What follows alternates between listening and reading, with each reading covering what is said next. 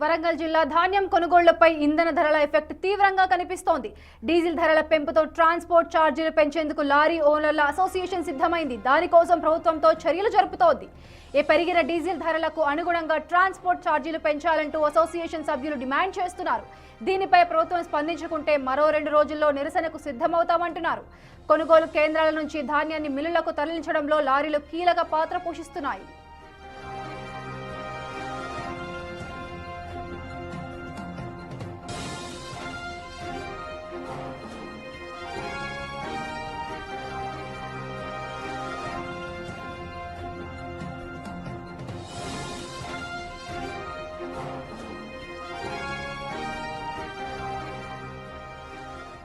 ఇక ఇదే అంశంపై మరింత సమాచారం మా ప్రతినిధి వేణు అందిస్తారు. వేణు, చెప్పండి, అసలు పరిస్థితి ఎంతవరకు వెళ్లే ఛాన్స్ ఉందంటారు? ఎందుకంటే చూసుకుంటే డీజిల్ రేట్లు పెరుగుతూనే వస్తున్నాయి, ధాన్యం అప్పటికప్పుడు నిల్వ ఉంటూనే ఉంటుంది.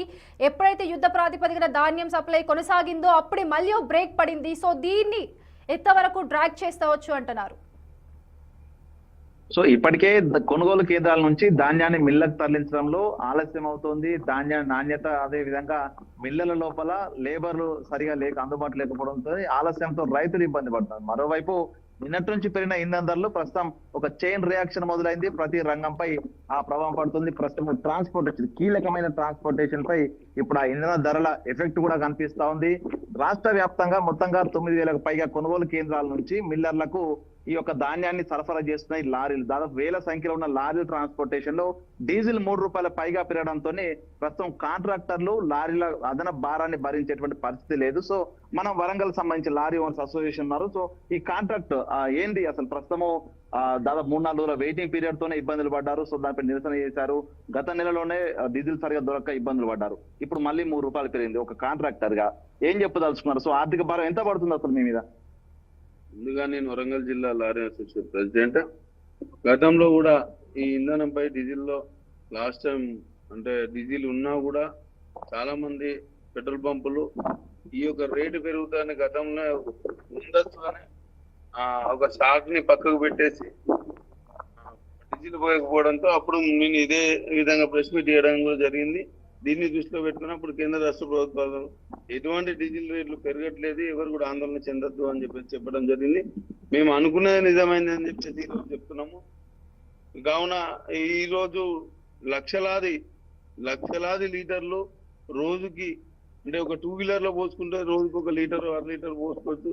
కానీ లారీలలో పూర్తి స్థాయిలో ఒక లారీ ఫుల్ ట్యాంక్ చేస్తే 380 నుంచి 400 లీటర్లు పడుద్ది. అంటే ఇవాళ రైతు తర్వాత 2వ వెన్నుముక రవాణా రంగం. కానీ దాన్ని కించపరిచే విధంగా ప్రపంచ భారతదేశంలో ఎక్కడ కూడా లేని విధంగా ముందస్తు ట్యాక్స్ 3 నెలల ముందస్తు ట్యాక్స్ కట్టేది కేవలంగా లారీ యజమాని మాత్రమే, సరుకు రవాణా రంగం మాత్రమే.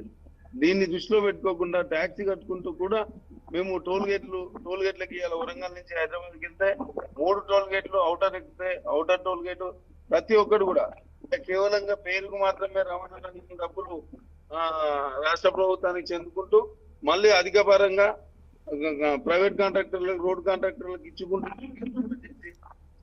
చాలా విషయాలలో రవాణా రంగం ఇప్పటికే వెనుకబడింది.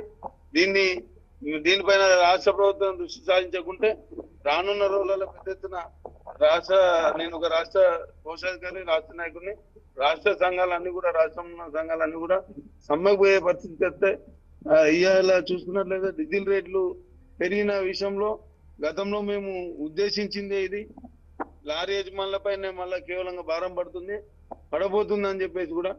కానీ దీని ప్రభావం ఇది కేంద్ర రాష్ట్ర ప్రభుత్వాలు దీనిపైన దృష్టి సాధించి ఇవాళ తక్షణమే మీ రాష్ట్ర కమిటీ మొత్తం కూడా మీటింగ్ అనేది, జూమ్ కాల్ అనేది కూడా ఏర్పాటు చేసుకోవడం జరిగింది ఉదయమే.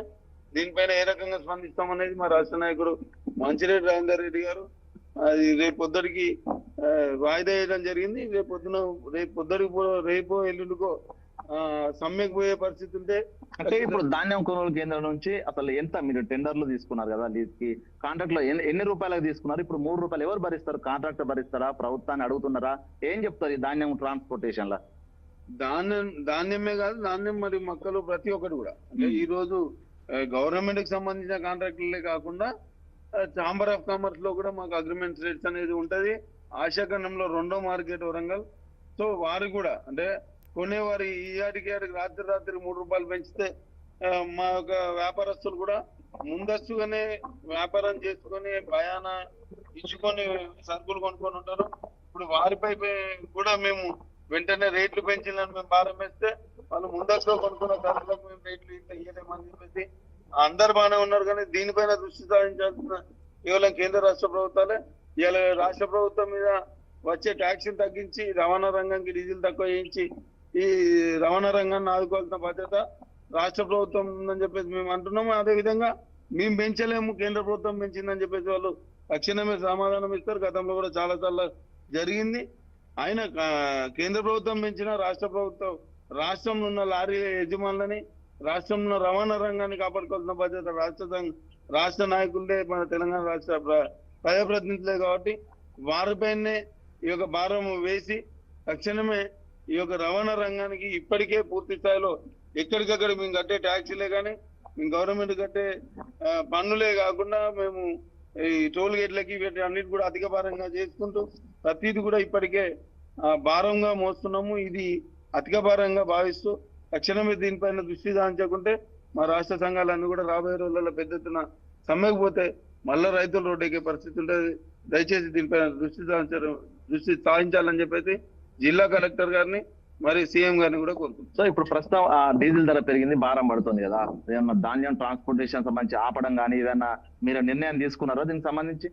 అదే రాష్ట్ర కమిటీ ఏదైతే ఉన్నదో వారందరం కూడా చర్చలలో భాగంగా నిన్న పెరిగింది కాబట్టి ఈరోజు మార్నింగ్ కూడా జూమ్ కాలో మంచిరెడ్డి రేవంత్ రెడ్డి గారు మా రాష్ట్ర నాయకులు, రాష్ట్ర అధ్యక్షులు, చాంద్ పాషా గారు మిర్యాల కూడా జనరల్ సెక్రటరీ, నేను ట్రెజరర్, కమిటీ అందరు కూడా జూమ్ 40 మంది జూమ్ కమిటీ ఉంటుంది. జూమ్ కాల్లో తీసుకోవడం జరిగింది.